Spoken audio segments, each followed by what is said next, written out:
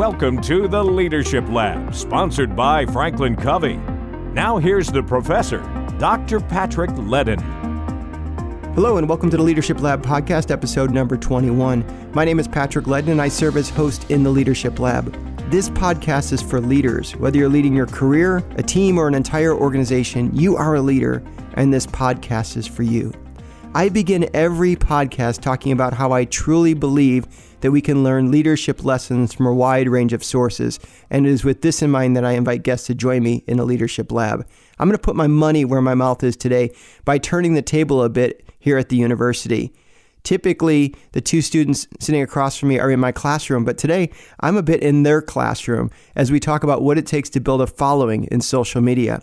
I'm joined by Kekoa MacAuley. Kekoa MacAuley has built a following of 140,000 followers on Instagram who follow his fitness and health blog.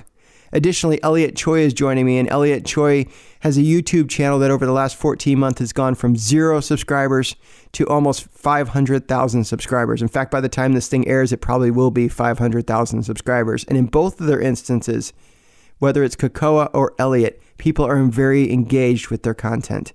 Many organizations, many individuals hire lots of people to help them build a social media presence, but these two have figured out how to do it on their own from their dorm room by producing amazing content.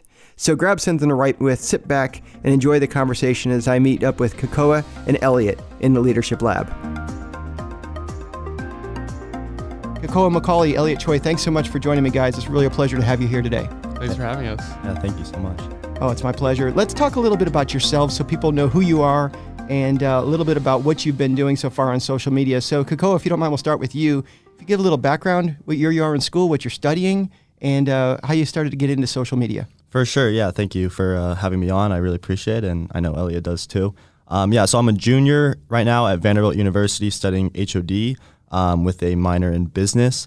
In high school, I really kind of got started with the whole YouTube thing.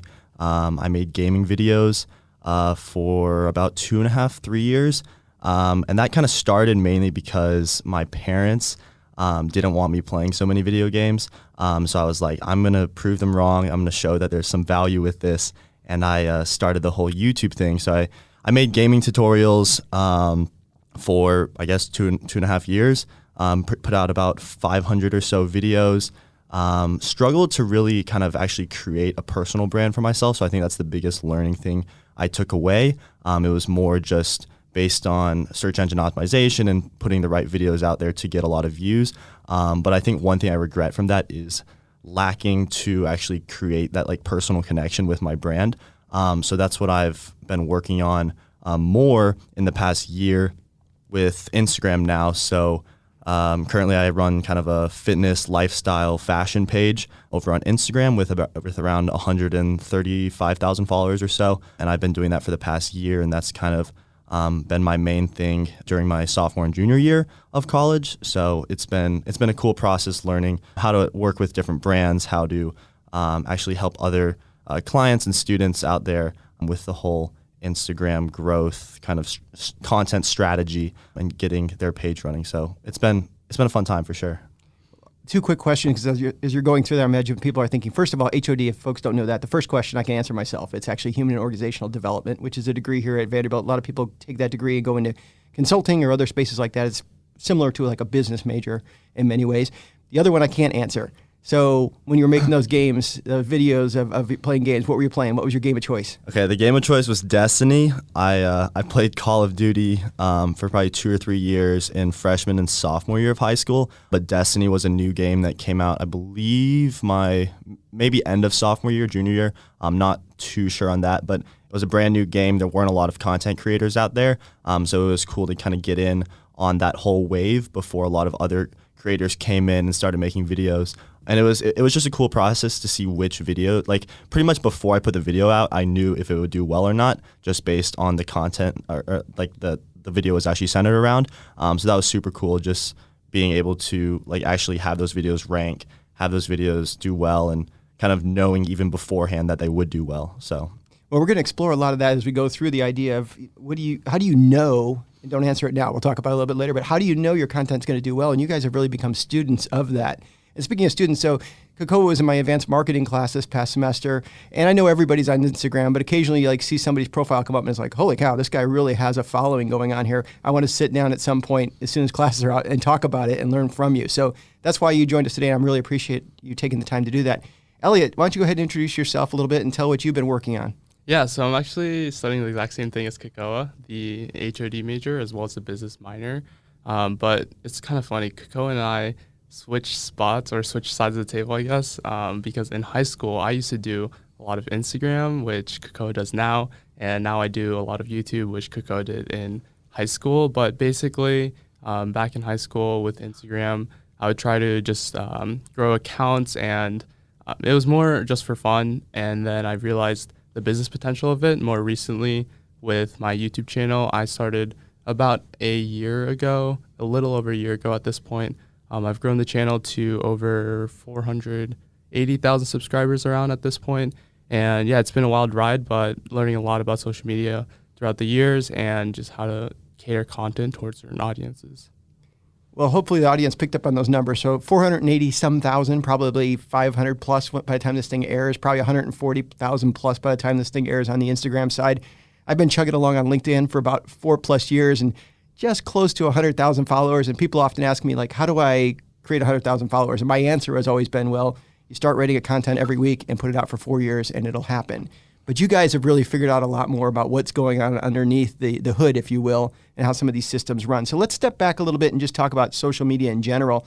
If somebody's trying to decide whether or not they want to step into the social media space and they're working on their brand, is there a right mindset or a wrong mindset when it comes to starting off into it? So I think it depends, right? Like from a personal perspective and a creative perspective, you should definitely go into it because you are passionate about something or want to add value. It is not something that you could get into because you realize that these YouTubers are just making a lot of money.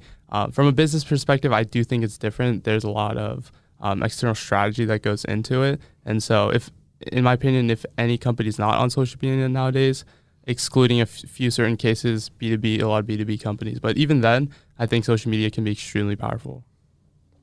Yeah, I totally agree with Elliot on that. It's really like, I think kind of knowing kind of the direction you want to go in with social media and why you really want to actually start off with that before you actually start putting out content is important. I think from a personal brand standpoint, I think there is kind of a right and wrong way to go about things. I think if you're kind of getting into it for the money and because you think that you'll just like your channel will pop off right overnight, you're probably going to do it wrong just because you'll probably get burned out.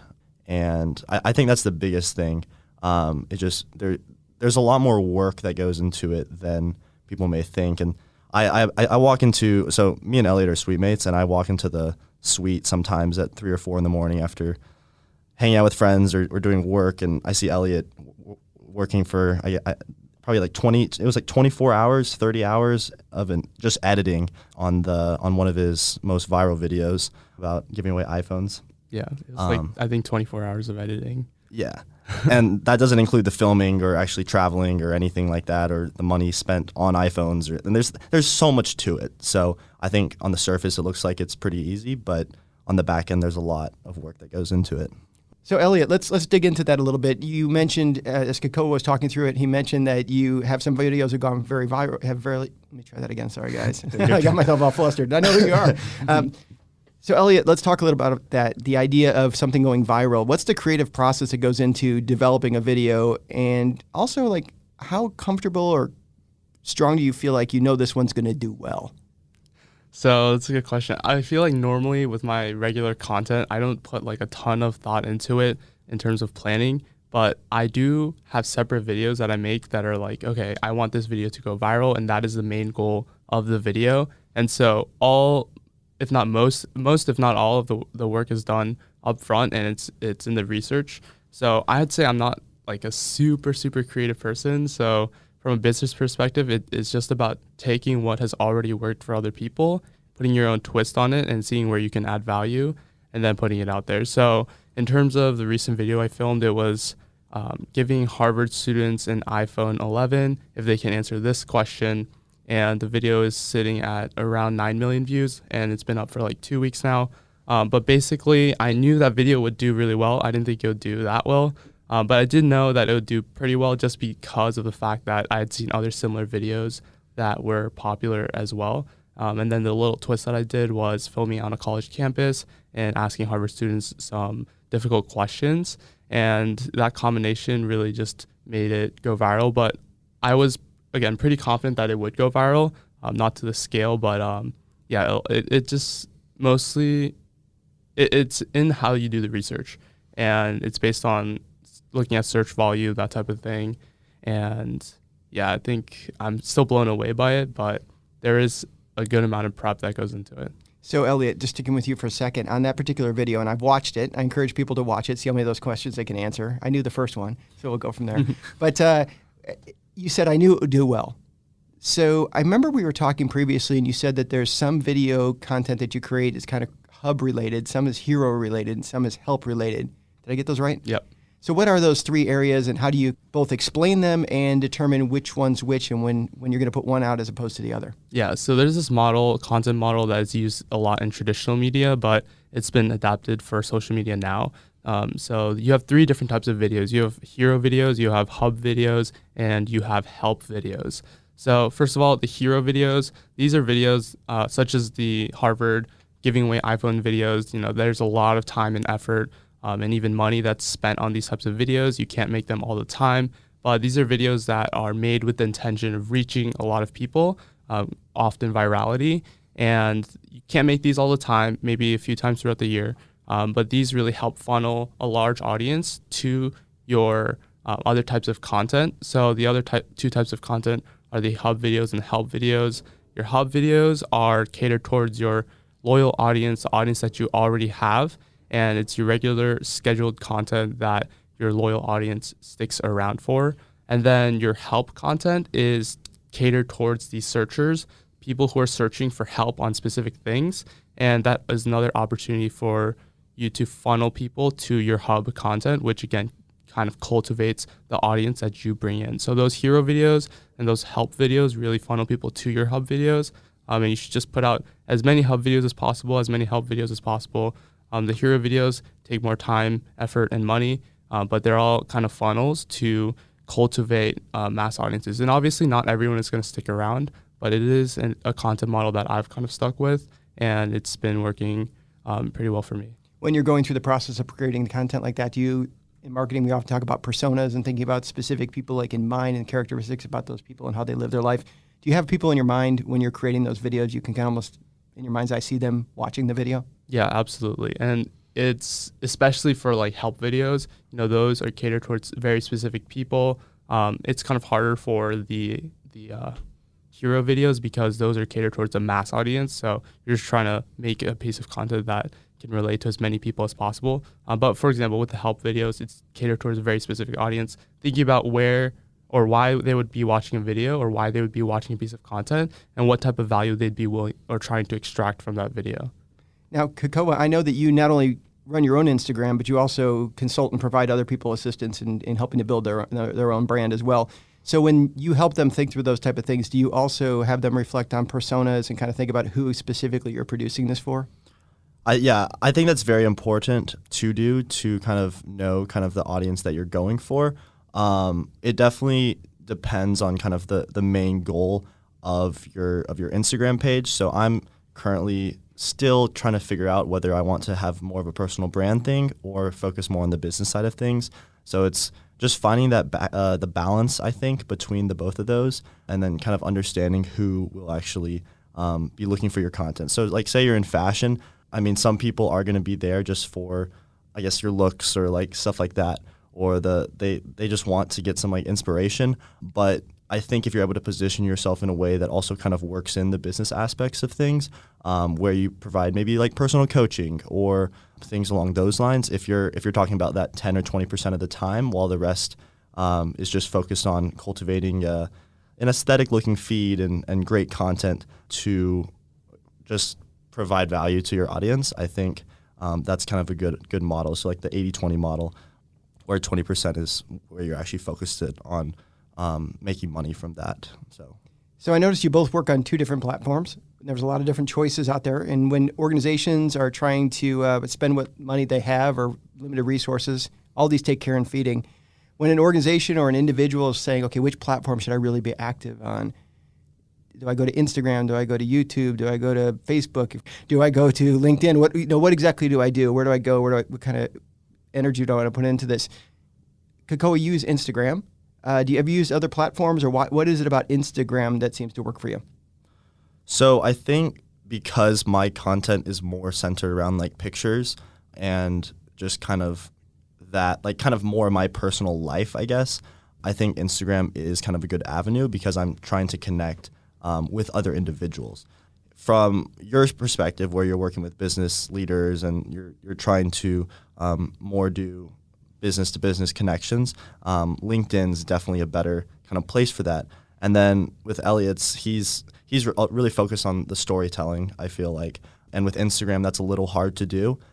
So I think YouTube is an especially powerful platform for that, just because it's video content, obviously. So I'll let Elliot dive more into that. But I think it really just depends on kind of your goal with it. And that's definitely one thing that I've struggled to do still in some aspects, is to tell that story. But I'm trying to position my brand to be more along the whole storytelling line of things.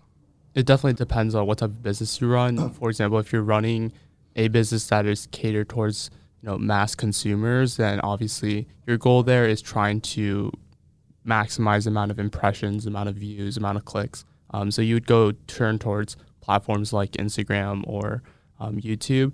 I think that it's interesting. There's communities that form on different platforms. I've even seen like on Twitter, there's a large startup culture, a lot of startup founders sharing their thoughts and opinions. And on LinkedIn, obviously, there's a lot of business leaders sharing their thoughts. But I think it really depends on the type of business you run and your goals associated with that. So we talked a little bit about kind of picking your platform and maybe starting a little bit around discussion around content development. But I would imagine that, and maybe I'm wrong here, but I would imagine that in your lives, you probably have people you come across, students or others you come across going, how'd you build that following? Or I want to do that type of thing. Do those happen? Yeah. Okay. Somewhat. Agree with me. Play improv if nothing else. So yeah, so they do. So what advice do you give them? I mean, because immediately they want to jump in and immediately replicate what you did. But what advice do you give them as far as stepping back and maybe kind of doing a little pen to paper work before they really jump into it? This is a little bit cliche, but you really do have to look at yourself and see how you're different from other people. The platform that you choose might not necessarily be best fit for you as a person. For example, like I have done a lot of work with cameras. I used to be a photographer back in high school, and last year I tried to learn a lot of video stuff. So I became comfortable with video, and so video was the best way for me to really express myself. And I think that's why YouTube has worked out really well for me. But in terms of just general advice for people who are trying to get into social media, I'd say, again, number one, play to your strengths. Figure out what it is about you that is unique, different from other people. What opportunities are there for you to add value in the content space. And then number two, do something that you're passionate about, because again, in the long run, if your goal is something external, some external validation or something monetary, you're not going to last very long. So it's important that you are doing something that you're passionate about, because that way, like when nothing's going right, you're still motivated to keep going. I was talking to Seth Godin, who many people actually know, Seth Godin and his work, and I interviewed him for my second podcast episode this summer, so it was kind of a coup to get him early on. And one thing he told me is when he was going through business school, he had somebody in his class who told him, I'm an entrepreneur by heart. And he said, 20 years later, the guy is still saying, I'm an entrepreneur by heart, but he's never started anything. So I think there's sometimes people think, I really want to have a strong social media presence. And they like to say they want to have a strong social media presence, but they're not necessarily willing to do the hard work that it takes to really put it together and maintain it. Because like you said, Kekoa, it's a long run. If you see Elliot doing a 24-hour video edit, that's a long run. And usually you probably have a self-imposed deadline that you're pushing toward. So it takes a degree of motivation. Is that fair? Yeah. I got a video I got to push out today. Yeah, I was late for this recording of a podcast. I was recording another one. Yeah. And it's funny when you mentioned the idea of, finding your voice and your platform. I actually had somebody approach me last year to do a podcast, and I said, no, thank you, because There's 770,000 podcasts out there, and what am I going to add to the conversation? But as I started to do it, what I started to realize is in this particular medium, you just got to get out of the way, right? I'm not producing content in the traditional sense. I'm just asking a few questions and letting the brilliance of others shine. So let's keep this brilliance going a bit. Let's take a look at the hard work it takes to understand the algorithms behind things so that you can optimize what's out there. Because I would imagine, maybe I'm wrong, but there's probably some people who put out some really great content and nobody ever sees it. Yeah, that sucks. like I don't know. I mean, so I did YouTube for a while in the past, and I probably put out maybe 100 videos before even 1 or 2 caught steam, and it was different for Elliot. There was 10 Amazon FBA videos first, and then Yeah, I made around 6 or 7. Yeah, and those, I mean, I know you spent a pretty good amount of time, and there was good feedback, right? But Yeah, it was I made 6 or 7 videos before my first real effort video, and that got me 100 views a video, which is not terrible, but nothing compared to when I actually studied the algorithm and did a lot of research in order to produce a real high effort video, and that video has 1.5 million views now. What'd you call the original one, Kekoa? You said 5 or 6 Amazon. Oh, I used to run a business that was okay. selling on Amazon, flipping, reselling, that type of thing. Gotcha. Okay. So that was my unique ad. I was a college student running a business and trying to make some side money, and that was what I was making videos on. So again, going back to working with what sets you apart.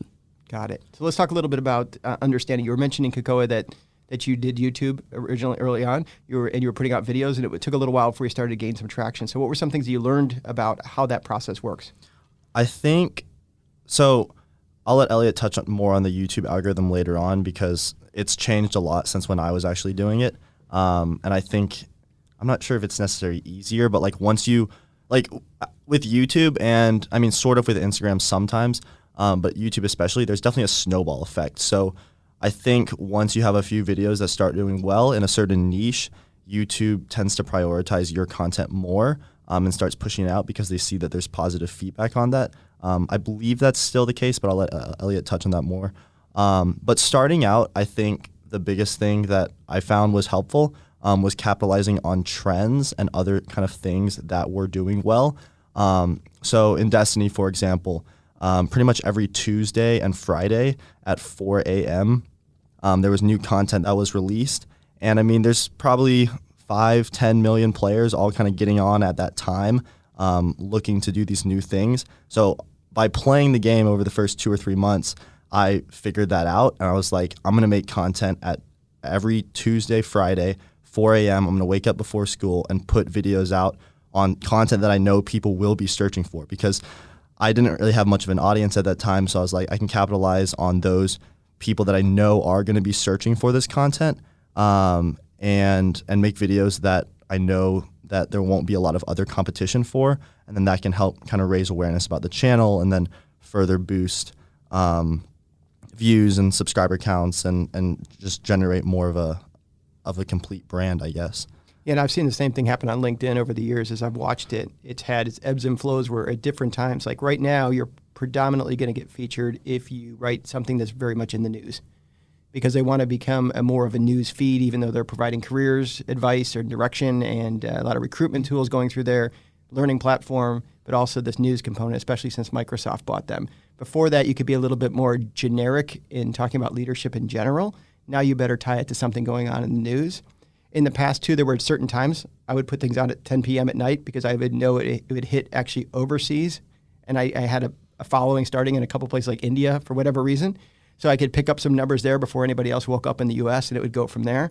But ultimately, it comes down to, at least on the LinkedIn platform, the ability to be consistent with content, putting it out regularly, and a certain degree of engagement where people are actually sharing and commenting on your what you put up as well. But I still think there's a lot more editor involvement where they're actually looking at content that might show up on their radar. So things like hashtags help on LinkedIn more now than ever before.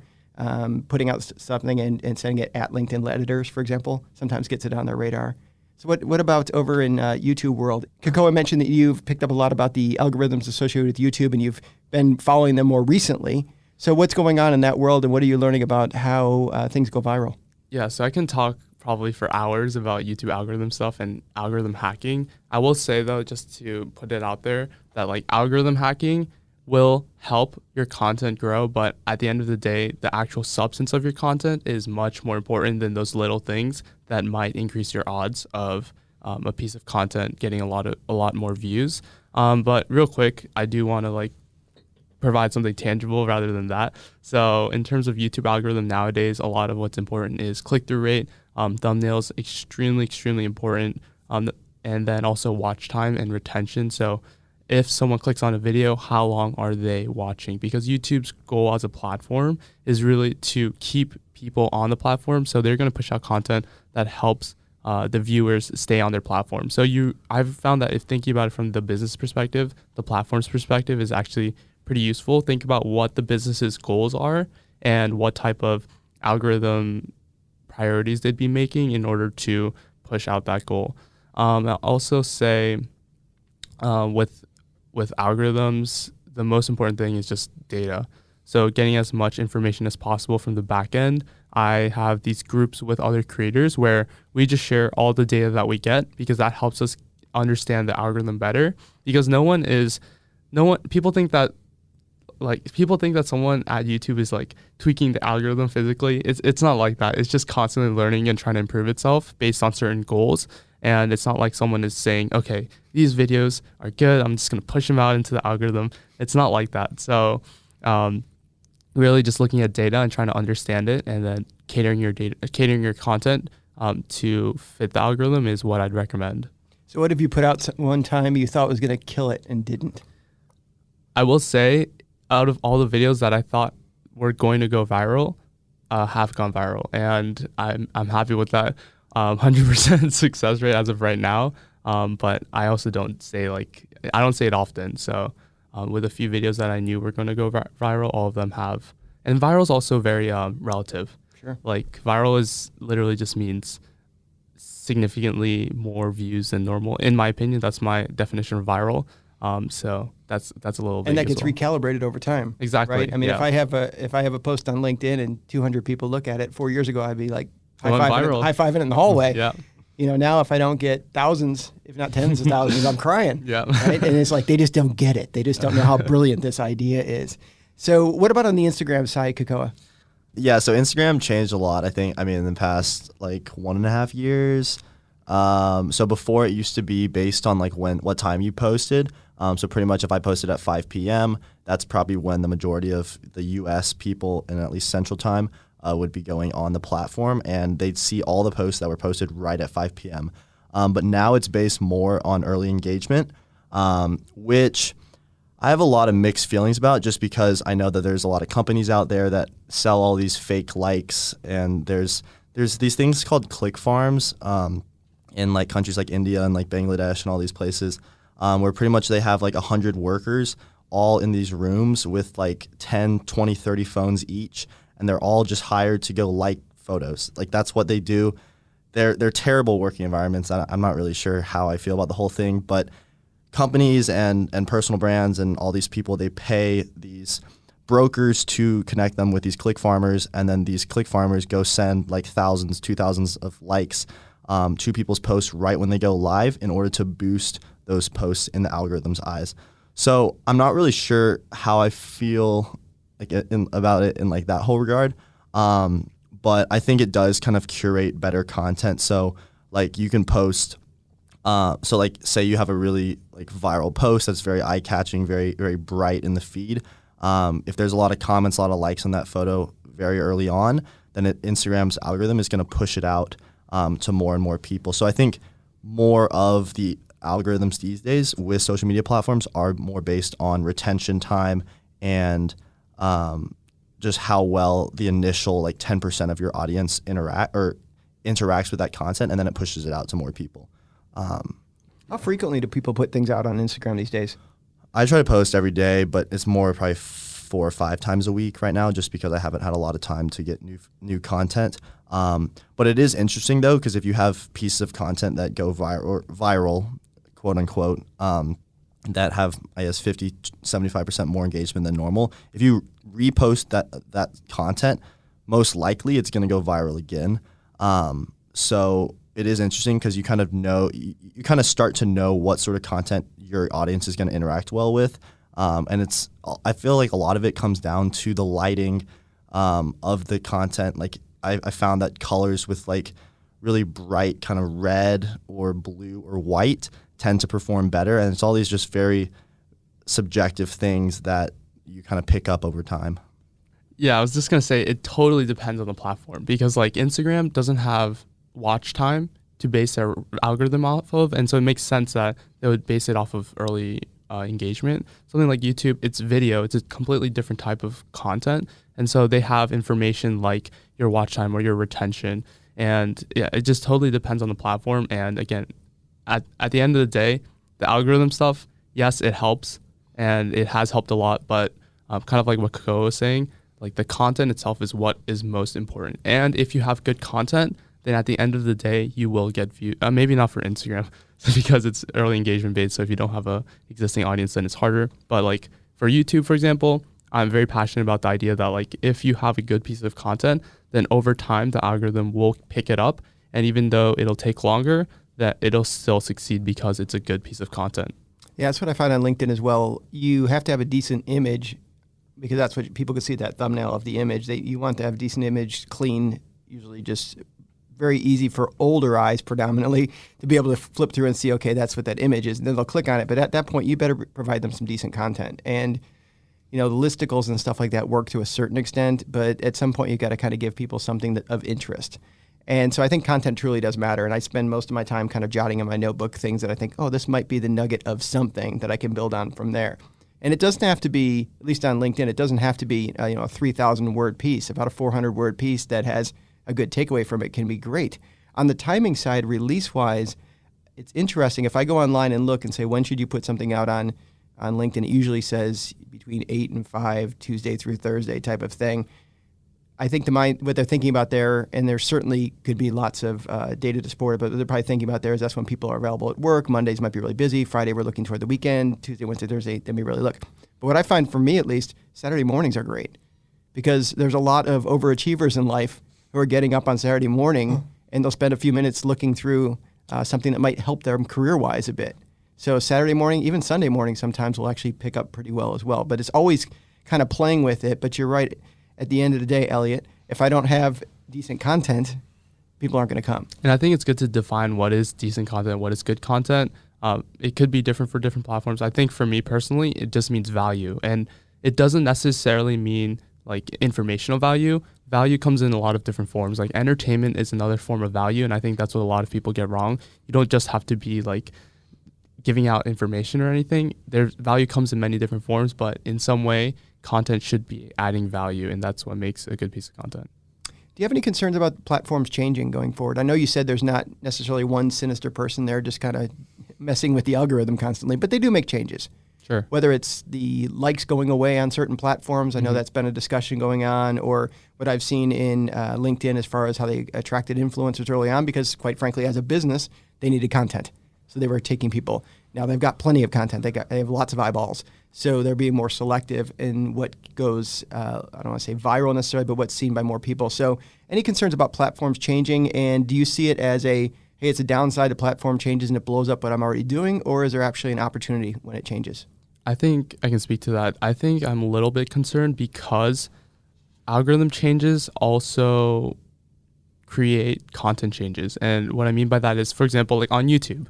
YouTube is very dependent on watch time and retention. And so if you lose an audience member's focus for just a quick second, then you're not going to get that many views on the video because they're probably going to click off, and then it won't get pushed out to as many people. So that means that the majority of content on YouTube nowadays is skewing towards very fast-paced, fast-cut content. And that's not necessarily what makes good content, right? Like if you watch a movie, certain movies have slower paces, and YouTube prioritizing those fast cuts, that quick pace, also means that all content that may be good with different types of styles or forms will actually eventually deplete because the algorithm is favoring a specific type of content, not on purpose, but that's because that's how they value, or that's how they measure the success of a piece of content. Kekoa, what do you think when it comes to platforms changing? Is that an opportunity? Is it a threat? What do you see that as? I think from an agency side of things, so like I actually run like a Instagram marketing business, and I've had 50 Throw your name out there. Let people know. So it's called E Squared Media, and this funny story. So I was actually going to start this company with Elliot, and like so my first name's Ethan, his name's Elliot. Well, let me guess. He was in Korea at the time. Yeah, Because folks, you may not know this, but Elliot was also in my class this semester, and he says to me one time, he said, "Hey, I'm not going to be able to be in class on Monday or whatever it was." And I said, okay. And then I saw on his YouTube page, he was in Korea. And people were all setting these notes, comments on there saying things like, oh, you blew off your class, your professor, blah, blah, blah. And I wrote, I am your professor. And then that comment got like 1,000 likes. Okay, so you're starting a business together. People don't know. Yeah. Well, so we were gonna start the business together, and we like mapped some like things out, and like this would all be for Instagram because Elliot also did Instagram. That's where the E Squared thing comes, because Elliot and Ethan and yeah, you guys get it. Anyways, but so yeah, so I run that business. I've been doing it for the past year or so, and it just kind of for like Instagram growth.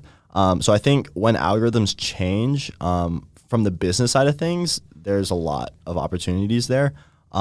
Just because I know a lot of other automation businesses on Instagram actually are not like running anymore just because their whole thing depended on being able to automate accounts, and Instagram's algorithm cracked down on that. They pretty much know if you're botting. A lot of these companies use like the back-end APIs to kind of run through things, but now like so Instagram's machine learning knows a lot more about like user activity.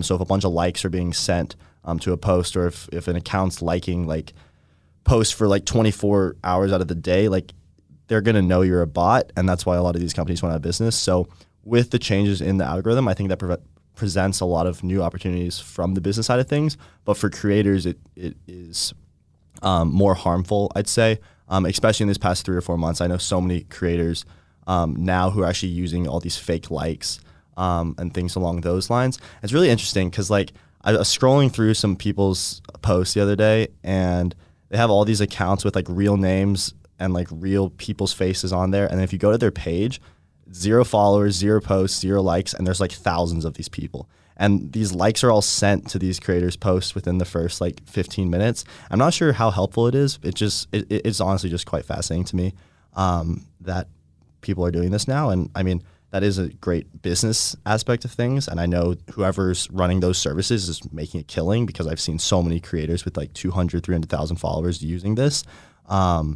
So that was a really extended answer. But if Instagram algorithm changes even more, it's going to hurt creators, but it's going to help businesses, I think. Well, let's talk a little bit about the psychology of putting your content out there.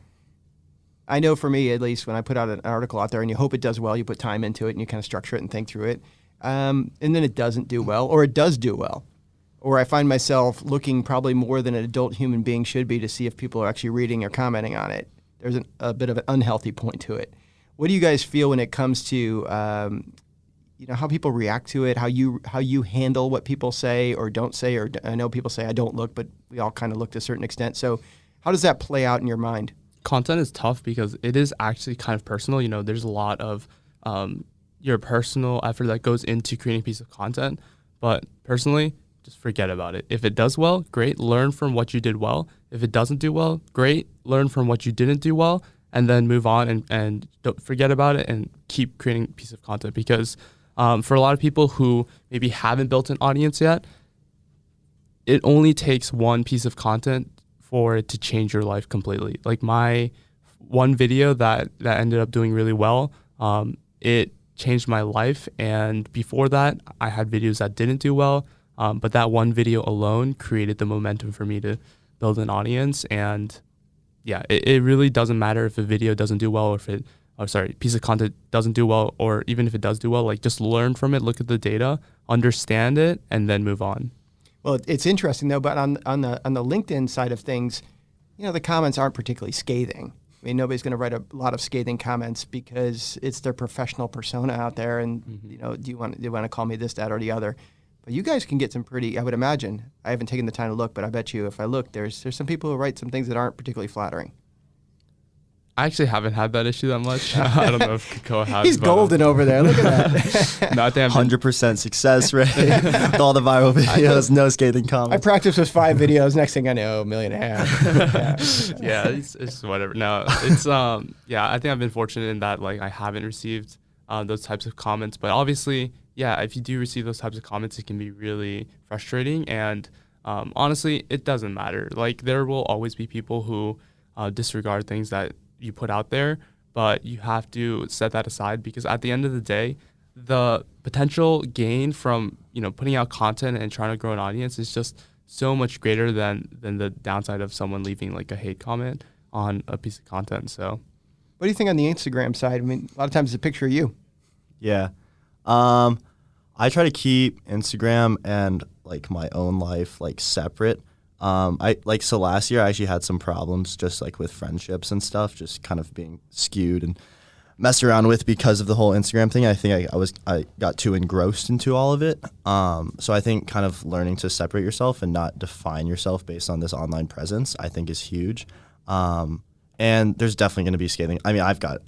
So like being in the fashion modeling kind of industry, it's different because some of the messages I get are not the best. And you can leave that up to your own imagination there. But yeah, like I think it's just having just the ability to separate yourself from that and not let your online presence define you. So a lot of my friends just kind of like made fun of me and like joked around like at the beginning, until the Instagram page actually became like something and like it actually gained traction. And I'm sure Elliot will be able to speak to this too. It just like, I don't know. I think at the beginning, it's definitely the hardest, but once you kind of get going, it becomes kind of like a chase and it's fun. And you learn to kind of block out kind of what other people have to say. We talked about that one time. You mentioned to me the idea if you're going to put out content, just put it out there. Yeah. And I think that's what stops a lot of people from starting. And I think even a lot of businesses, I think so many businesses fail because they don't ever really start. Like people are worried about everything being perfect before even going out and doing it. And I know in all my business classes, I've learned to create a business plan, but I hate business plans. Like have like a general idea, but like I feel like people get so worked up with the business plan that they never actually start, and that's what's holding them back. I think just go out, put content out there, and then change it as it goes on. My first like 100, probably first 250 videos I put on YouTube are absolutely terrible. And but you can see the progression. Are they still available? Can we go find them? Yeah, Awesome. they're still available. I'm sure Elliot will talk about this too. Like I've seen his edits, and his edits have grown so much over the past year even. And I think it's great because you get to see where you came from. And then I don't know, it just start. That's my tip. Yeah, to start putting stuff out there. I think I'm definitely on the same page. I forget who said this, so I apologize to whoever did, but I heard a saying once that was like, perfection is enemy of progress. And it's so true when it comes to content. Like, you just have to start. I was always afraid of how I would look in public if I were to hold a giant camera on a tripod out in public. And if you look at my first video even, my hand is held down here because I'm afraid to hold it up high. Where the better angle is. But now, over time, if you practice, you're just going to get better and get more comfortable. So know that it's going to be uncomfortable at first for most people, but as you practice, like all things, you'll get better. So I would imagine when I approached you and said, hey, I want you to do this podcast with me, there's probably a portion you going, oh, it's a professor. I guess I got to go talk to the guy about it. Hopefully not. But there was also part of you that said, hey, I'd really like to get this information across in this podcast or be able to share this bit of information. So kind of this open mic moment, but is there something that you guys are like, yeah, this is something I really want somebody who's starting into it or working on it to know about the platform or social media in general or just about building your brand? So this doesn't really relate to the whole content thing, but I think just being willing to ask for things and ask for help is like the biggest like skill that I would try to teach to other people, I guess. I'm not even that great at all that, but I like so many things just happen from asking and just putting yourself out there and not being afraid of people saying no. I mean, like, what is it going to do if someone says no, like, to you, right? Like, you'll, like, be like, okay, like, that doesn't change, like, your life, like, at all if someone says no to anything. So I think just putting yourself out there and being willing to ask for help. What do you think, Elliot? Yeah, I definitely agree. Kind of going off the theme of putting yourself out there. I know a lot of people do want to start making content. Like, social media is such a big part of society now that, like, it's very, very in front of you wherever you go. I think Lego did a study once. I was asking kids what their dream profession was, and I'm biased because I make YouTube videos, but basically the kids said that they would. I think it was that kids. The statistic was that kids would rather be YouTubers than any other profession that Lego surveyed. And that was pretty interesting. We're definitely in a new age where kids are growing up with social media. I grew up with social media, but I never knew that social media could be a real career. And I didn't even realize that even when I had a few 100,000 subscribers until very recently when I've been considering, doing YouTube as a career and pursuing social media. But I think that it really just comes down to, starting like we just talked about. Putting yourself out there is difficult, but so many things have happened to me because I put myself out there. And even back in high school when I made Instagram accounts, I would make friends online that I'm still friends with today, that I still meet when I travel abroad. I have friends in like all over the world because of Instagram, because of YouTube. And yeah, I've just had the most amazing opportunities to meet amazing people, do amazing things, and the opportunities are endless. So what are you excited about now? I'm excited to go abroad next semester. I'll be studying abroad in Barcelona, and I think it'll be a good chance to kind of step away from campus and step away from what I'm familiar with in order to improve my content. And I would say, for YouTube specifically at least, I know exactly what it takes to get to 10 million subscribers. And I'm not saying that I know like exactly how to get there, but what it takes is to have a unique voice, to be very authentic, and to be the first in like changing what is considered the norm in terms of content. And I don't know how to do that as of right now and what that means for me, but I'm looking real deep inside right now to try to figure that out. So hoping to make some strides in the future. Awesome. Kekoa, what's next for you and your brand? I honestly have no idea. I'm still trying to figure that out. I'm also going abroad. I'm going to Sydney, Australia, and I know some other Instagram creators out there, so kind of working with them and trying to do some collaborations and whatnot. I've always been fascinated with the whole analytics side of things, so I think delving into more of Facebook ad strategy and just playing around with new just methods of advertising in general, I just find the whole space very, very fascinating. I tried to get more into the whole filming thing. I think Elliot kind of inspired me to try to potentially start that, but I don't think that's really for me. I think I prefer to kind of be on the back end of things and then creating it, just figuring out more of what I want my personal brand to stand for on Instagram, and whether or not how I want to position myself in the future, I think is on my mind of recently. Well, guys, I think I got about a 30-year head start on both of you at this point, but I'm learning so much just from talking to you. In fact, I talked to a guy not that long ago in a podcast. His name's Brad White. He's president of a business Europe and Middle East.